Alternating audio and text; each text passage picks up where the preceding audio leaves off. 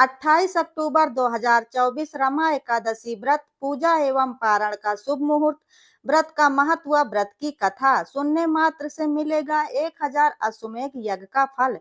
रमा एकादशी व्रत 2024 इस वर्ष रमा एकादशी व्रत 28 अक्टूबर दिन सोमवार को रखा जाएगा। प्रतिवर्ष कार्तिक मास के कृष्ण पक्ष की एकादशी तिथि के दिन पड़ने वाली इस एकादशी को धार्मिक ग्रंथों के अनुसार दीपावली से पहले आती है, जो कि बहुत महत्वपूर्ण मानी जाती है। चलिए अब जानते हैं कि रमा एकादशी का व्रत और व्रत का महत्व और कथा के बारे में। रमा एकादशी व्रत 2024 में कब है और क्यों मनाई जाती है रमा एकादशी? हिंदू पंचांग के अनुसार रमा एकादशी तिथि का प्रारंभ रविवार 27 अक्टूबर को सुबह 5:30 से हो रहा है तथा 28 अक्टूबर को सुबह 7:50 पर एकादशी तिथि का समापन हो रहा है। रमा एकादशी व्रत के पारण का शुभ मुहूर्त 29 अक्टूबर को सुबह 6:31 से लेकर सुबह 8:44 तक रहेगा। पारण तिथि के दिन द्वादशी तिथि समाप्त होने का समय सुबह 10:31 पर होगा। रमा एकादशी व्रत का धार्मिक महत्व क्या है? धार्मिक मान्यता के अनुसार रमा एकादशी का व्रत भगवान श्री हरि विष्णु को सभी व्रतों में सबसे अधिक प्रिय है। रमा एकादशी व्रत के दिन पुण्य कार्यों को करने के लिए बहुत महत्वपूर्ण दिन माना गया है। पद्म पुराण में वर्णन मिलता है कि जो भक्त सच्चे मन से रमा एकादशी का व्रत करते हैं, उन्हें वैकुंठ धाम की प्राप्ति होती है और उन्हें अपने जीवन में सभी समस्याओं से मुक्ति मिलती है। इस दिन भगवान श्री हरि विष्णु और माता लक्ष्मी जी का एक साथ पूजन करने से इस व्रत का महत्व और भी बढ़ जाता है। वहीं जनमानस में इस पर्व को रंभा एकादशी के नाम से भी जाना जाता है। धार्मिक ग्रंथों के अनुसार ये व्रत वैकुंठ धाम की प्राप्ति दिलाने वाला व्रत माना गया है। हिंदू धर्म में इसे सबसे शुभ और महत्वपूर्ण एकादशी का व्रत माना गया है। ये कार्तिक मास के कृष्ण पक्ष की एकादशी यानी कि दीपावली के 4 दिन पहले पड़ती है। पौराणिक ग्रंथों के अनुसार भगवान श्री कृष्ण जी ने रमा एकादशी व्रत के बारे में धर्मराज युधिष्ठिर से कहा था कि इस एकादशी को सच्चे मन से व्रत करने से वाजपेय यज्ञ के बराबर फल की प्राप्ति होती है। रमा एकादशी व्रत की कथा। रंभा एकादशी व्रत की पौराणिक कथा के अनुसार प्राचीन काल में मुचकुंद नाम का एक राजा था। उसकी इंद्र के साथ मित्रता थी और साथ में कुबेर, वरुण और विभीषण भी उसके सच्चे मित्र थे। ये राजा बड़ा धर्मात्मा तथा विष्णु भक्त और न्याय के साथ अपना राज्य करता था। उस राजा की एक कन्या थी जिसका नाम चंद्रभागा था। उस कन्या का विवाह चंद्रसेन के पुत्र शोभन के साथ हुआ था। एक समय शोभन अपने ससुराल आया हुआ था। उन्हीं दिनों महापुण्यदायिनी एकादशी रमा एकादशी आने वाली थी। जब व्रत का दिन समीप आ गया तो चंद्रभागा के मन में यह सोच उत्पन्न हुई कि मेरे पति तो अत्यंत दुर्बल हैं और मेरे पिता की आज्ञा इतनी कठोर है। राजा ने 10वीं तिथि को ही ढोल बजवाकर सारे राज्य में घोषणा करवा दी थी कि एकादशी को भोजन किसी के घर में भोजन नहीं बनेगा, सभी को रमा एकादशी का व्रत करना है। ढोलक की घोषणा सुनते ही शोभन को अत्यधिक चिंता हुई और उसने अपने पत्नी से कहा कि हे प्रिय, अब हमें क्या करना चाहिए? मैं किसी भी प्रकार से भूख सहन नहीं कर सकूंगा, इसलिए तुम कोई ऐसा उपाय बताओ जिससे कि मेरे प्राण बच सकें, अन्यथा मेरे प्राण अवश्य ही चले जाएंगे। चंद्रभागा कहने लगी कि हे स्वामी, मेरे पिता के राज्य में एकादशी के दिन कोई भी भोजन नहीं करता है। मनुष्य तो मनुष्य, यहाँ किसी भी प्रकार का कोई भी प्राणी इस दिन भोजन ग्रहण नहीं करता है। हाथी, घोड़ा, ऊंट, बिल्ली, गाय आदि भी अन्न जल आदि कुछ भी ग्रहण नहीं कर सकते हैं। फिर मनुष्य का तो कहना ही क्या है। यदि आप भोजन करना चाहते हैं तो किसी दूसरे स्थान पर चले जाइए, क्योंकि यदि आप यहीं रहना चाहते हैं तो आपको व्रत अवश्य ही करना पड़ेगा।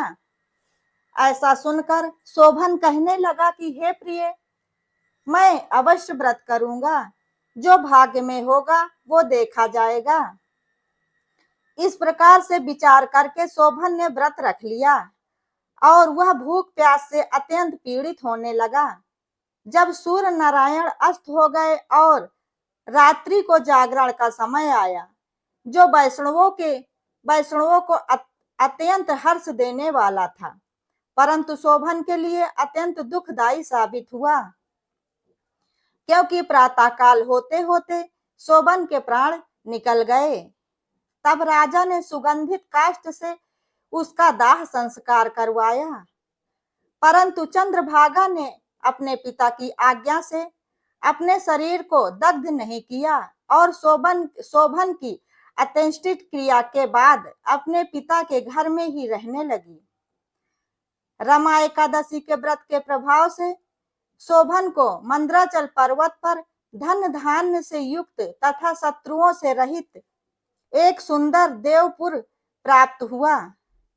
वो अत्यंत सुंदर रत्न जड़ित स्वर्ण के खंभों पर निर्मित अनेक प्रकार की स्फटिक मणियों से सुशोभित भवन में बहुमूल वस्त्राभूषणों तथा छत्र व चंवर से भी विभूषित गंधर्व और अप्सराओं से युक्त सिंहासन पर आरुण जैसा शोभायमान होता था, मानो दूसरा चंद्रमा विराजमान हो। एक समय मुचकुंद नगर में रहने वाले एक शर्मा नामक ब्राह्मण तीर्थ यात्रा करते हुए घूमते घूमते उधर जा निकले और उन्होंने शोभन को पहचान लिया और सोचा कि ये तो राजा का जमाई शोभन है, और फिर शोभन के निकट गए। शोभन ने भी उन्हें पहचान कर अपने आसन से उठकर उनके पास आए और प्रणाम आदि करके कुशल प्रश्न किया। ब्राह्मण ने कहा कि राजा मुचकुंद और आपकी पत्नी दोनों ही कुशल से हैं। नगर में भी सभी प्रकार से कुशल है, परंतु हे राजन, हमें आश्चर्य हो रहा है कि आप यहाँ कैसे। मुझे अपना वृतांत कहिए कि ऐसा सुंदर नगर जो न कभी देखा न सुना आपको कैसे प्राप्त हुआ। तब शोभन बोला कि कार्तिक मास के कृष्ण पक्ष की रमा एकादशी का व्रत करने से मुझे ये नगर प्राप्त हुआ है, परंतु यह अस्थिर है। ये स्थिर हो जाए ऐसा कोई उपाय बताइए। ब्राह्मण देव कहने लगे कि हे राजन, ये स्थिर क्यों नहीं है और कैसे स्थिर हो सकता है, आप बताइए, फिर मैं अवश्य ही वो उपाय करूंगा। मेरी इस बात को आप मिथ्या मत समझिए। शोभन ने कहा कि मैंने रमा एकादशी के व्रत को श्रद्धा रहित होकर किया है, इसलिए सब कुछ अस्थिर है। यदि आप मुचकुंद की कन्या चंद्रभागा को यह सब वृतांत कहें तो ये सब कुछ स्थिर हो सकता है। ऐसा सुनकर उस शर्मा ब्राह्मण ने अपने नगर लौटकर चंद्रभागा को वहां का सारा वृतांत कह सुनाया। ब्राह्मण देव के वचनों को सुनकर चंद्रभागा बड़ी प्रसन्नता से ब्राह्मण से कहने लगी कि हे ब्राह्मण देव, यह सब चीजें आपने प्रत्यक्ष देखी हैं या फिर आप स्वप्न की बातें कर रहे हैं। ब्राह्मण कहने लगे कि हे पुत्री, मैंने महावन में तुम्हारे पति को प्रत्यक्ष देखा है, साथ ही जिस पर कोई भी विजय ना पा सके ऐसा देवताओं के नगर के समान उनका नगर भी देखा है, परंतु उन्होंने ये भी कहा है कि यह सब कुछ स्थिर नहीं है। अतः जिस प्रकार से वह सब कुछ स्थिर रह सके वो उपाय करना चाहिए। चंद्रभागा कहने लगी कि हे विप्र, आप मुझे वहां ले चलो। मुझे पतिदेव के दर्शन की तीव्र लालसा हो रही है। मैंने अपने किए हुए पुण्य से उस नगर को स्थिर बना दूंगी। आप कुछ ऐसा कीजिए जिससे उनका और हमारा मिलन हो सके, क्योंकि वियोगी को मिला देना महापुण्य का काम होता है। शर्मा ब्राह्मण ये बातें सुनकर चंद्रभागा को लेकर मंद्राचल पर्वत के समीप वामदेव ऋषि के आश्रम पर ले गए। वहां पर पहुंचकर उन्होंने सारी बातें वामदेव को बताई।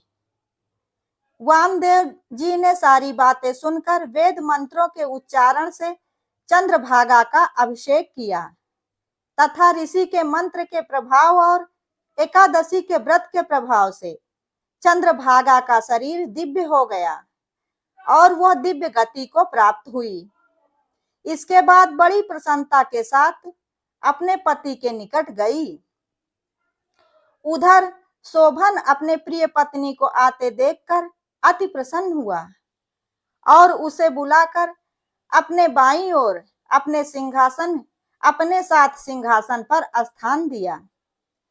चंद्रभागा कहने लगी कि हे प्राणनाथ, आप मेरे पुण्य को ग्रहण कीजिए, क्योंकि मैं अपने पिता के घर जब मात्र 8 वर्ष की थी तब से लेकर आज तक विधि पूर्वक एकादशी के व्रत को पूरी श्रद्धा से करती आ रही हूँ।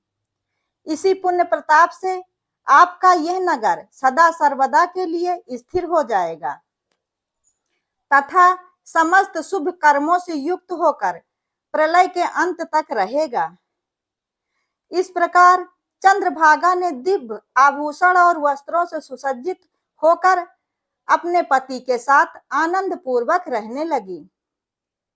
इसलिए जो मनुष्य रमा एकादशी का व्रत करते हैं और इस व्रत के प्रभाव से उनके ब्रह्म हत्या सहित समस्त पाप नष्ट हो जाते हैं, और जो मनुष्य इस कथा के महात्म को पढ़ते अथवा सुनते हैं वो समस्त पापों से छुटकारा छूटकर विष्णु लोक को प्राप्त होते हैं। तो दोस्तों ऐसी है रमा एकादशी व्रत की महिमा। दोस्तों अगर आप लोगों को रमा एकादशी व्रत की ये कथा पसंद आई हो तो वीडियो को लाइक शेयर कमेंट जरूर करें और ऐसी ही ज्ञानवर्धक और धार्मिक जानकारियों एवं कथा कहानियों के लिए चैनल को सब्सक्राइब करें। वीडियो अंत तक देखने के लिए धन्यवाद।